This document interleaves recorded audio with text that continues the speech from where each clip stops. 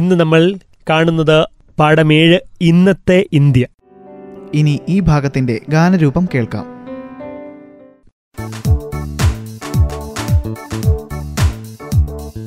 ജുനഗഡ് കാശ്മീർ കിട്ടത്തില്ല, ഹൈദരാബാദ് ലയിക്കത്തില്ല, ആകെ പ്രശ്നം നിലനിൽക്കുന്നു സംയോജന നാളിൽ. ജുനഗഡ് കാശ്മീർ കിട്ടത്തില്ല, ഹൈദരാബാദ് ലയിക്കത്തില്ല, ആകെ പ്രശ്നം നിലനിൽക്കുന്നു സംയോജന നാളിൽ. നവാബ് ജുനഗഡിനെ പാകിസ്ഥാനിൽ ചേർക്കാൻ നോക്കി, ജനങ്ങളെ ഭയന്ന് നവാബ് അങ്ങനെ ഒളിച്ചോടി. നവാബ് ജുനഗഡിനെ പാകിസ്ഥാനിൽ ചേർക്കാൻ നോക്കി, ജനങ്ങളെ ഭയന്ന് നവാബ് അങ്ങനെ ഒളിച്ചോടി. ഭാരത സൈന്യം നവാബിനെ പിടിച്ചടക്കി. 48 ജുനഗഡ് ഇന്ത്യൻ ഭാഗമായി. ഉരുക്കു മനുഷ്യൻ പട്ടേലിന് വിജയമായി. ജുനഗഡ് കാശ്മീർ കിട്ടത്തില്ല, ഹൈദരാബാദ് ലയിക്കത്തില്ല, ആകെ പ്രശ്നം നിലനിൽക്കുന്നു സംയോജന നാളിൽ.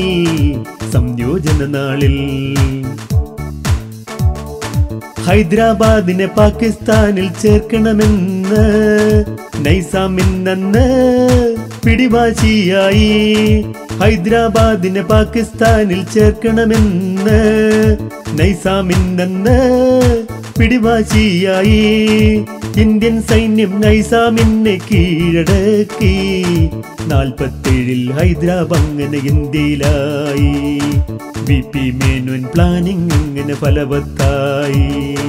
ജുനഗഡ് കാശ്മീർ കിട്ടത്തില്ല, ഹൈദരാബാദ് ലയിക്കത്തില്ല, ആകെ പ്രശ്നം നിലനിൽക്കുന്നു സംയോജന നാളിൽ.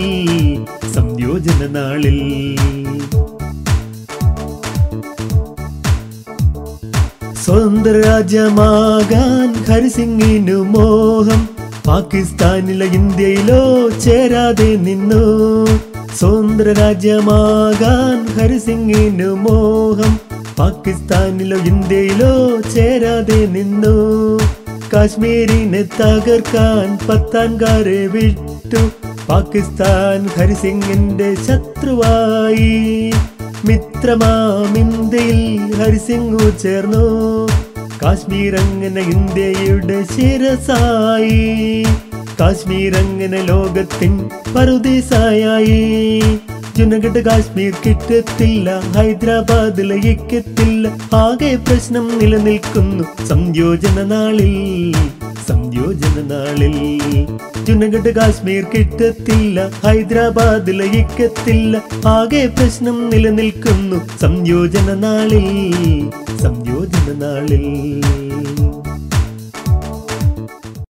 നിങ്ങൾ ഗാനരൂപത്തിൽ കേട്ട ഈ ഭാഗത്തു നിന്നും എന്തെല്ലാം കാര്യങ്ങൾ നമുക്ക് മനസ്സിലാക്കാം എന്ന് നോക്കാം. സാർ, നാട്ടുരാജ്യ പുനഃസംയോജനം എന്നാൽ എന്താണ്?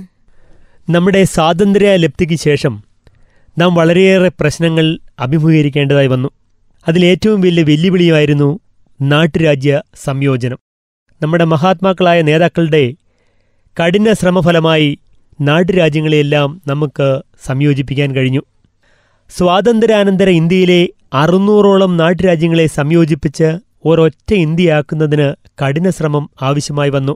സർദാർ പട്ടേലിന്റെ നേതൃത്വത്തിൽ ഒരു സ്റ്റേറ്റ് ഡിപ്പാർട്ട്മെന്റ് ആരംഭിച്ചു. വല്ലഭായ് പട്ടേൽ ഇന്ത്യയുടെ ബിസ്മാർക്ക് അഥവാ ഉരുക്കു മനുഷ്യൻ എന്നാണ് അറിയപ്പെടുന്നത്. ഇതിന്റെ സെക്രട്ടറി മലയാളിയായ VP മേനോനായിരുന്നു. നിശ്ചയദാർഢ്യത്തോടുള്ള അവരുടെ പ്രവർത്തനങ്ങൾ മുന്നോട്ട് നീങ്ങുമ്പോൾ നാട്ടുരാജ്യങ്ങൾ ഇന്ത്യൻ യൂണിയനിൽ ലയിപ്പിക്കുന്നതിന് ശക്തമായ പൊതുജന പ്രക്ഷോഭം ആരംഭിച്ചു. സമ്മർദ്ദങ്ങൾക്കൊടുവിൽ ജുനഗഡ്, ഹൈദരാബാദ്, കാശ്മീർ എന്നിവയൊഴികെയുള്ള നാട്ടുരാജ്യങ്ങളെല്ലാം ഇന്ത്യൻ യൂണിയനിൽ ലയിച്ചു. ജുനഗഡ്. നവാബ് ജുനഗഡിനെ പാകിസ്ഥാനിനോട് ലയിപ്പിക്കാൻ ആഗ്രഹിച്ചുവെങ്കിലും തുടർന്നുണ്ടായ ജനകീയ പ്രക്ഷോഭത്തെ ഭയന്ന് നവാബ് ഒളിച്ചോടി.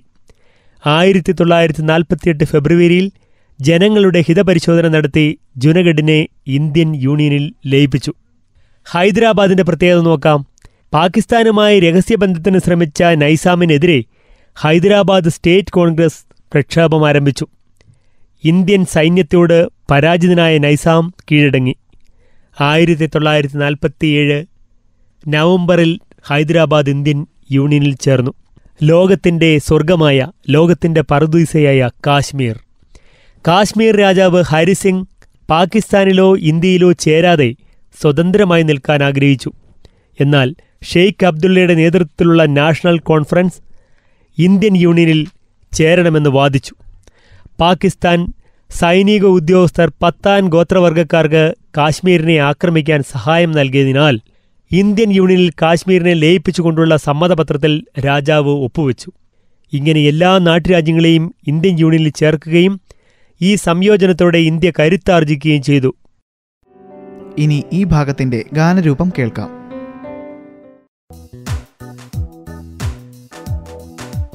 ആന്ധ്രയ്ക്കായി ജീവൻ നൽകി പോറ്റി ശ്രീരമലു, അതിനാൽ തങ്ങനയാന്ത്രയെന്ന് രൂപീകൃതമായി.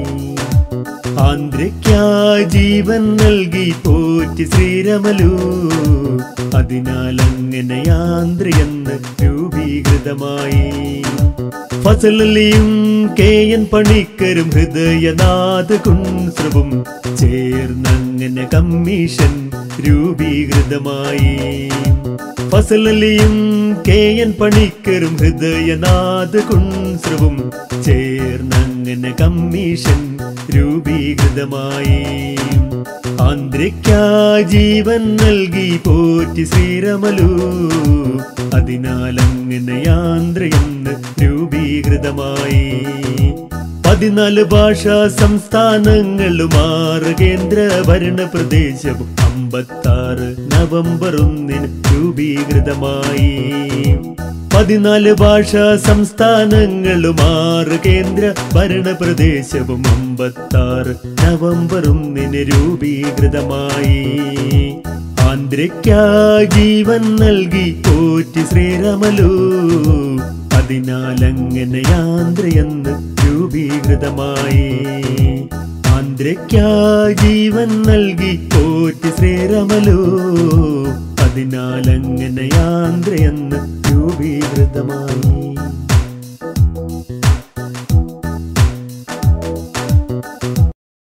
നിങ്ങൾ ഗാനരൂപത്തിൽ കേട്ട ഈ ഭാഗത്തു നിന്നും എന്തെല്ലാം കാര്യങ്ങൾ നമുക്ക് മനസ്സിലാക്കാം എന്ന് നോക്കാം. സർ, സ്വാതന്ത്ര്യാനന്തരം ഇന്ത്യയിൽ സംസ്ഥാനങ്ങളെ പുനർസംഘടിപ്പിക്കുന്നതിന് വേണ്ടി ഇന്ത്യ ഗവൺമെൻറ് കൈക്കൊണ്ട നടപടികൾ എന്തെല്ലാമാണ്? സംസ്ഥാനങ്ങളെ പുനഃസംഘടിപ്പിക്കുക എന്നുള്ളതും ഒരു ഭാരിച്ച ഉത്തരവാദിത്വം തന്നെയായിരുന്നു. തെലുങ്ക് ഭാഷ സംസാരിക്കുന്നവർക്കായി ആന്ധ്രാ സംസ്ഥാനം രൂപീകരിക്കണമെന്ന ആവശ്യമുന്നയിച്ചുകൊണ്ട് സ്വാതന്ത്ര്യസമര സേനാനിയായ പോറ്റി ശ്രീരാമലു നിരാഹാര സത്യാഗ്രഹമനുഷ്ഠിച്ച് രക്തസാക്ഷിയായി. ഇതിൻ്റെ ഫലമായി ആന്ധ്രാ സംസ്ഥാനം രൂപീകരിക്കാൻ കേന്ദ്ര സർക്കാർ നിർബന്ധിതമായി. ഈ പ്രശ്നത്തിന് ഒരു ശാശ്വത പരിഹാരം കണ്ടെത്തുന്നതിന് ജസ്റ്റിസ് ഫസൽ അലി, KM പണിക്കർ, ഹൃദയനാഥ് കുൻസ്രു എന്നിവർ അംഗങ്ങളായ കമ്മീഷനെ നിയോഗിച്ചു. 1955 കമ്മീഷൻ റിപ്പോർട്ടിൻ്റെ അടിസ്ഥാനത്തിൽ തയ്യാറാക്കിയ ബിൽ 1956 പാർലമെൻറ്റ് പാസാക്കുകയും നവംബർ 1 പ്രാബല്യത്തിൽ വരികയും ചെയ്തു. ഇതനുസരിച്ച് 14 ഭാഷാ സംസ്ഥാനങ്ങളും 6 കേന്ദ്രഭരണ പ്രദേശങ്ങളും രൂപീകൃതമായി.